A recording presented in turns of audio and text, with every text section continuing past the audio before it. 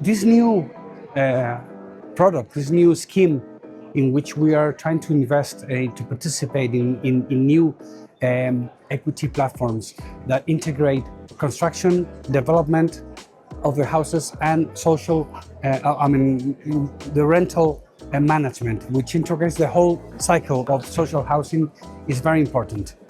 We're doing it by our own decision, but also in the context of European program and European standards, such as the InvestEU program. This means that we take into account very, very seriously the additionality of what these platforms bring,